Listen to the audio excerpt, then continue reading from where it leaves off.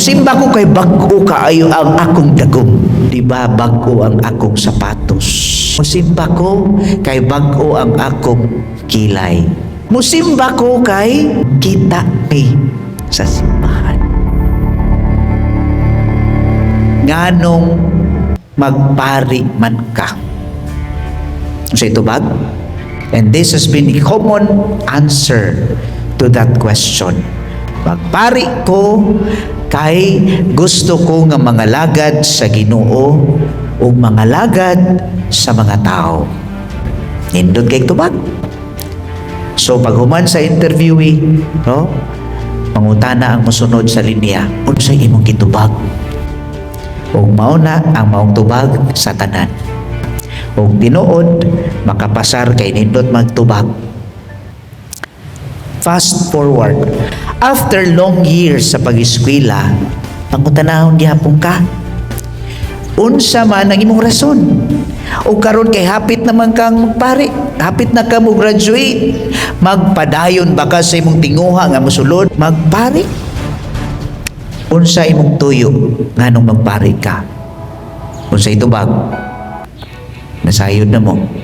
Gusto ko magpari kay gustong mangalagad sa Ginoo o sa mga tao. Sayop dili. Sayop ba o dili? Dili. Nindot. Insakto. So kinsa may ganahan magpari ninyo din eh. Basig na ay ganahan tagaan na mo daan og tin. Anang tubag, insakto kayo. Pero dunay kuwang. Kung moingon ang pari kanimo nga kung ikaw mao gihapon ang imong tubag, pwede na ka mo graceful exit pauli sa inyo dong. Kay nga naman ang imong tubag mao ra gihapon. Wa mausab. Wa ka nairog. Stagnant gihapon ang imuhang pagtuo. Unsa man ang gusto nga paabuton sa usa ka formator sa sulod seminaryo, kinahanglan mas lawom o profound ang imuhang tubag. Or naa na jud kay nindot nga kasinatian. O moingon bakatak sa ato ang pagtuo, duna na kay gitawag nga religious experience. Nga makaingon ka nga, magpari ko kay nasinati gyud nako ang Ginoo. Nindot jud kaayo nga mutubag ko sa tawag sa pagkapari tungod kay akong nasinati ang iyahang nindot nga gugma ug grasya alang kanako. Maunta na sa atoa. Sa inyong panunay nga pagsimba, kanunay magyud mo simba 4:30, mao yung mga naunga. Unsa man ang imong motivation nganong mosimba ka? Basi mo ingon lang ka, oo, kay Domingo ba ya? Or perhaps dunay daghan mga babaor mga rason. Dili man sa tanan. Siguro nayuban mga pipila, mosimba ko kay bag-o kaayo ang akong dagom. O di ba bago ang akong sapatos? Musimba ko kay bago ang akong kilay. O di ba kaha? Musimba ko kay magkita mi sa simbahan. Wow. Musimba ko kay mag-ampo ko sa Ginoo aron hatagan ko niya ug mga butang ako gipangandoy. Dili man idautan. Pero sa imong kanunay pagsimba, mao na lang yun na imong tuyo ug tumo. Mao na yung pangutanan nato balik. Duna ka ba'y kasinatian nga masulti sa imong silingan nga duna kay religious experience. I believe matag-usa nato duna ni ana. Ug lahi-lahi ang ato ang kasinatian, lahi-lahi atong mga experiences about God. Mga igsoon sa atong ebanghelyo, maunay nahitabo. Unsa man atong isaulog karon ang mahimayaong pagkausab sa dagway sa atong Ginoong Hesukristo. The transfiguration of our Lord Jesus Christ. Nga nakita mismo sa naked eye sa iyang sumusunod. Si Pedro, si Juan, o si Santiago. Ilang nakita ang masanag kaayong kahayag. Nga daw, dili nila masabtan ang kaanindot sa ilang gibati. Ug ningon si Pedro, Ginoo, Dios, Jesus, kung gusto ka, magtukod ta diri og payag. Tulo ka buok payag, usa alang nimo, usa alang ni Moises, o usa alang ni Elias. Kung atong tan-awon sa atong konteksto, kinsa man ni si Elias ug si Moises? They are the Old Testament characters, Bible characters. Kung simuingin kita og Moises, siya ang gitugyanan sa atong Ginoo haron matuman ang mga balaod. Mumingon ka na ni Elias, siya ang usa sa mga propeta nga nagsangyaw kabahin sa Dios. Unya sa may connect karon nga naabot man si Jesus nga nakita ni Pedro, nagistorya si Elias ug si Moises kang Jesus. Si Jesus usa man siya, nitumaw na siya diha aron paghigpit sa kasabutan diha sa bag-ong kasabutan, the New Testament. So si Elias ug si Moises maoy testify sa kamatuoran ug i-testify ni Jesus ang ilang gipanulti. So there's a connection. Unya, hangtod karon nagpadayon kana. Kay kung moingon kita sa ato ang pagtuo, ang atong Ginoo, si Jesus, ang langitong Amahan, ang Espiritu Santo, mao ang sinugdan o mao ang katapusan. Nya kay wa pa man natapos ang kalibutan, kita diya pa man, itumaw pa man. So meaning to say, makita pa nato ang kahimayaan sa Dios. Pero ang pangutana, imo bang nakita na sinati ba nimo sa kanunay nimong pagsimba? Basin lahi-lahi inyo nakita, basin dili mo kapalawom sa inyong kasinatian sa Ginoo. Mga igsoon, usa ka nagtrending karon sa social media, siguro nasayod ka mo o nakailan na ka mo ni Pura Luca Vega.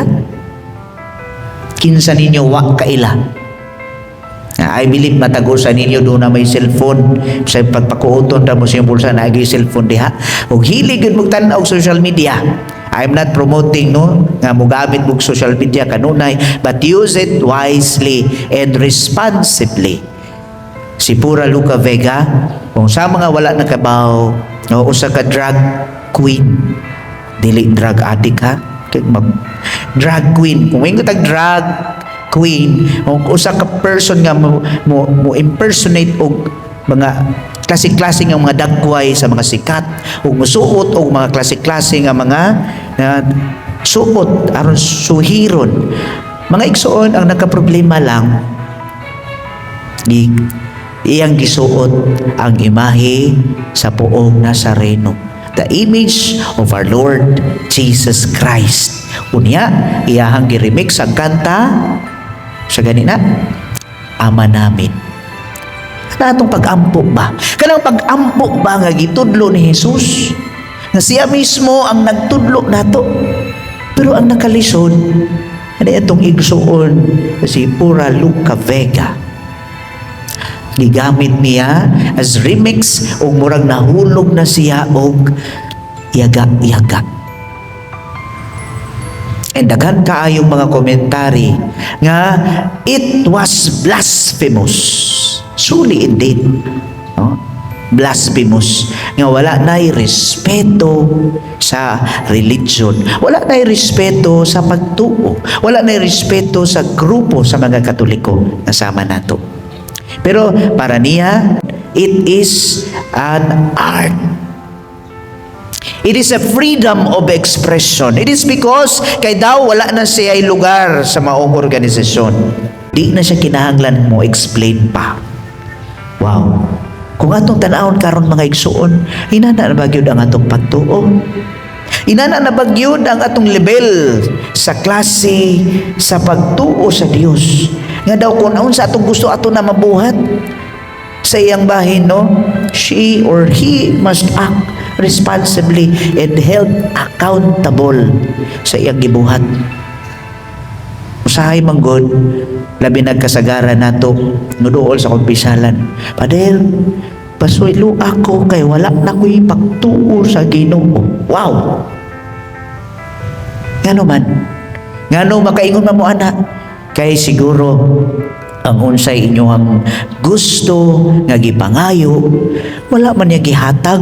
Uni ba kahabisan nagsigi ka og serve og simba, nangalagad ka, nitabang ka. Ngano na yun ani manuong ko? Nangluod ka? Nahiubos ka sa Ginoo? Unya, mawad-an na kag pagtuo kay daw murag wala siya mamati kanimo. Lisod kaayo ng mga igsuon. Sa atong pagtuo karon, dili na ta ginahanglan og magic. Nagdaw mo ingon ta nga, wow, nindot kayang gibuhat katingalahan. Nindot kayo kung magingkitag mga magikero, ma-amaze ta sa kaanindot sa iyang gibuhat. Pero sa atong ebanghelyo, it is not magic. It is the real, the truth. Kung kinsa ang Ginoo. Iyang gipakita kang Pedro, kang Juan ug kang Santiago ang heavenly experience nga this is God's kingdom. Tinuod ang giingon sa Dios. Gipakita ang kasanag, dunay panganod nga mitabon nga kasanag ug dunay pulong nga niingon, paminaw kamo kaniya kay siya mao ang akong pinangga nga anak. And that is the great challenge for all of us today. Paminaw kamo kaniya. Dili na ta kapaminaw kay saba man ang palibot. Dili na ta kapaminaw sa tingog sa Dios tungod kay ang atong utok ug ang atong kasing-kasing occupied sa mga butang-butang nga lumalabay lamang.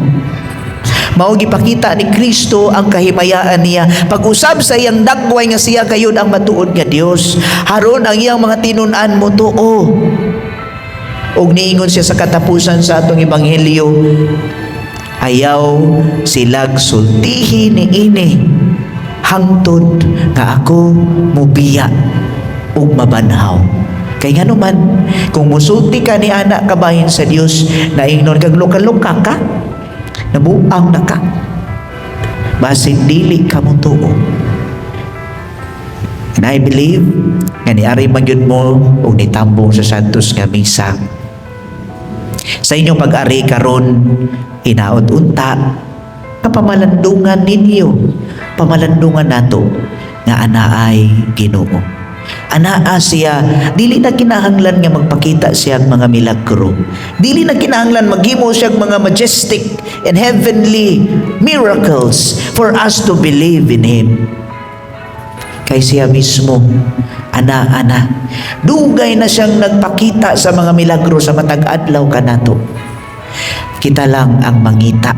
Kita lang ang mo-discern unsa ang lihok sa Espiritu Santo sa matag usa kanato.